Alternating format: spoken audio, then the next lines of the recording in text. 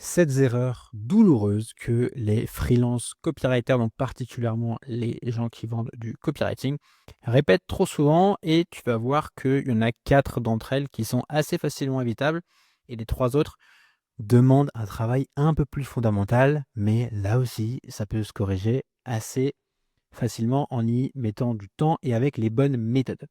L'erreur numéro 1 que moi je vois trop souvent, c'est que les freelance copywriters, ils proposent à 99 du temps, alors dans l'autre sens, les freelance copywriters proposent quasiment uniquement des prestations de pages de vente ou d'emails de vente.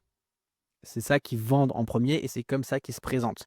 Sauf que le problème, c'est que 99 des entreprises n'ont pas besoin de ces formats-là.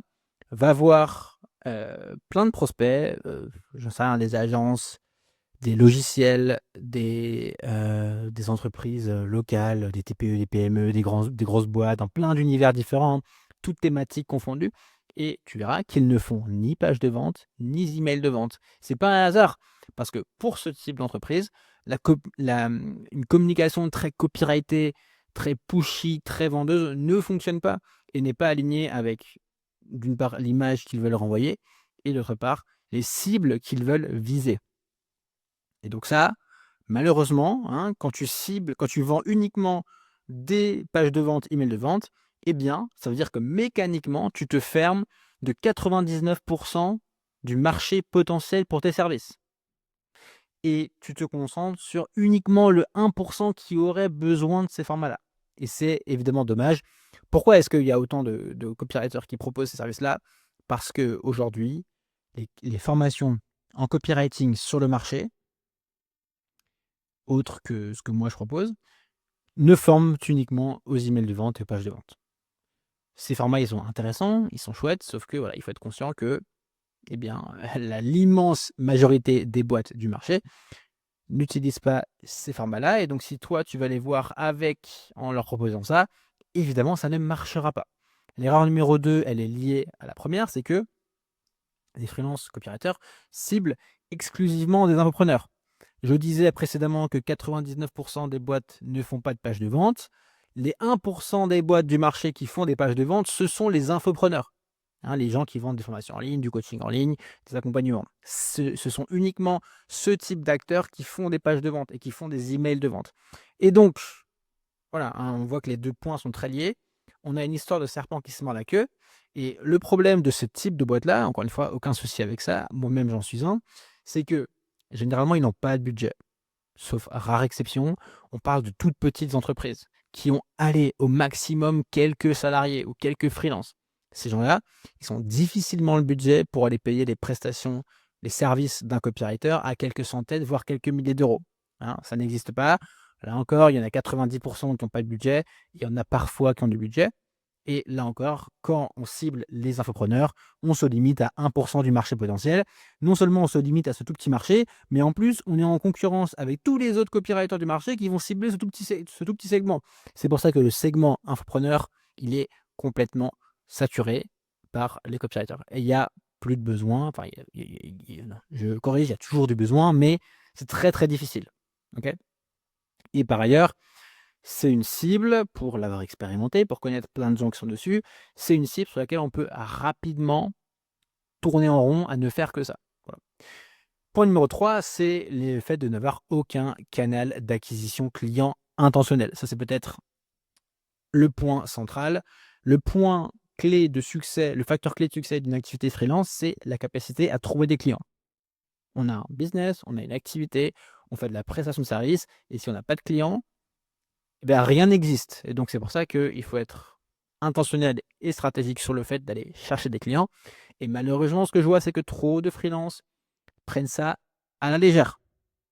Le cas typique que je vois, c'est bon, je fais un peu de prospection une fois de temps en temps quand je suis inspiré, je fais un peu de création de contenu, je fais un peu de réseautage, je fais un peu ici et là, je suis un peu ici et là, mais j'ai rien de solide, j'ai rien de concret. Je ne fais pas assez bien les choses, je ne suis pas assez rigoureux, je ne suis pas assez discipliné et surtout, j'ai aucun canal sur lequel je suis à fond dessus. Moi, ce que je recommande, c'est pas besoin d'être partout, Au contraire, c'est contre-productif d'être partout. Par contre, choisis un canal et vas-y à fond.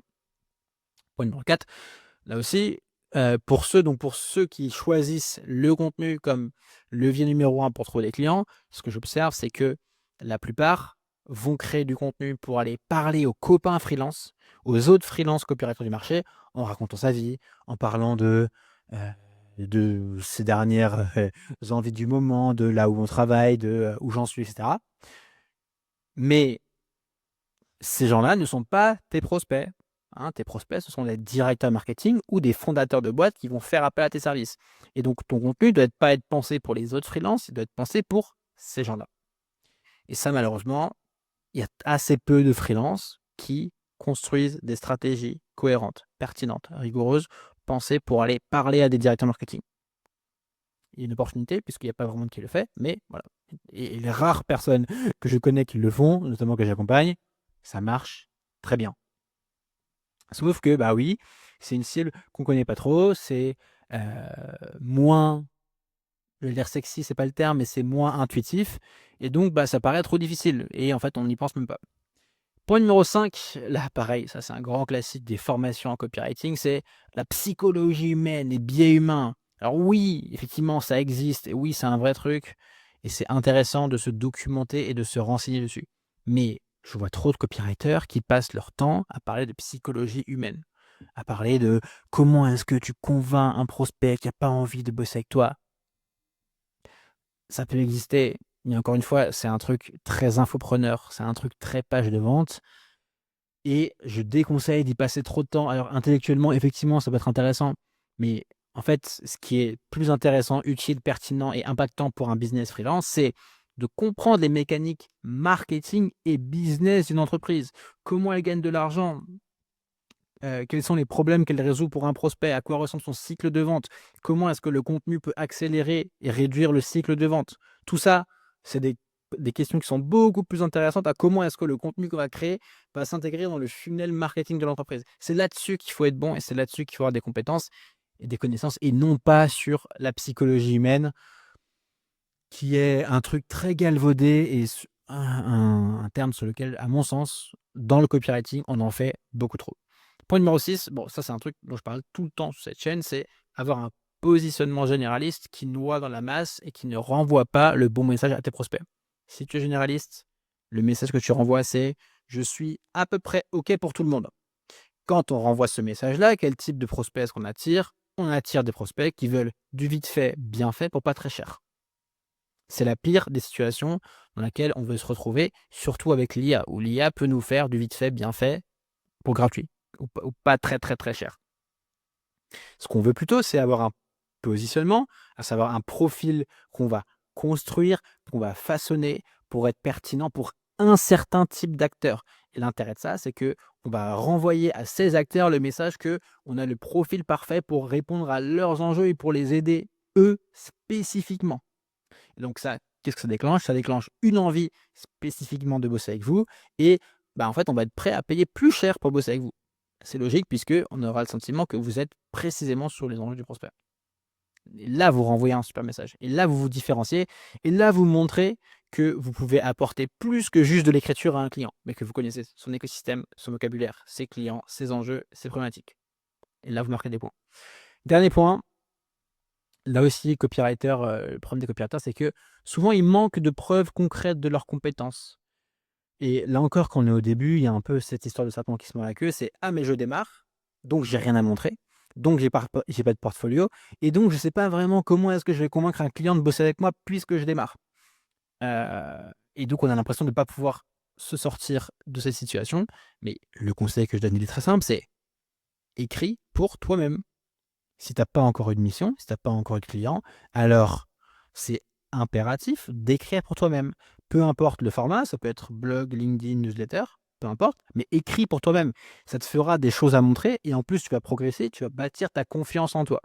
Et bonus, si tu arrives à pratiquer ce que tu vends et t'entraîner sur les formats que tu souhaites vendre, et ben c'est parfait. Tu as un cercle vertueux, hein. Le cas typique, c'est: tu veux vendre du ghostwriting LinkedIn, et ben ponce LinkedIn, va sur LinkedIn, publie régulièrement.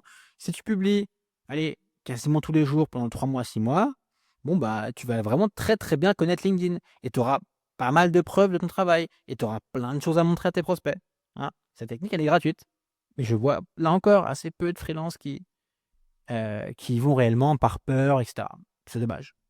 Donc, comme tu le vois, le point numéro 1, changer ses prestations, changer de cible, passer moins de temps sur la psychologie humaine et écrire pour toi-même, c'est des changements que tu peux faire dès demain, dès maintenant en ton activité, et qui sont assez facilement évitables, hein. Surtout le choix de la cible.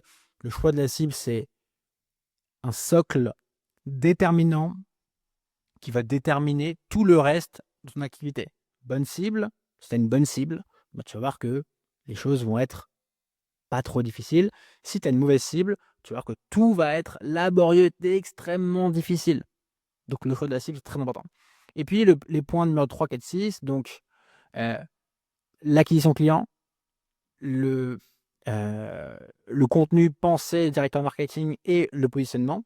Ça demande un peu plus de travail, un peu plus de réflexion, mais là encore, rien d'insurmontable et tu verras que sur ma chaîne, j'ai plein de contenus qui aident là-dessus et je te mets aussi une masterclass en description sur les nouvelles règles du jeu pour réussir en tant que copywriter freelance en 2026 et dans les années à venir. Tu as le lien juste en description.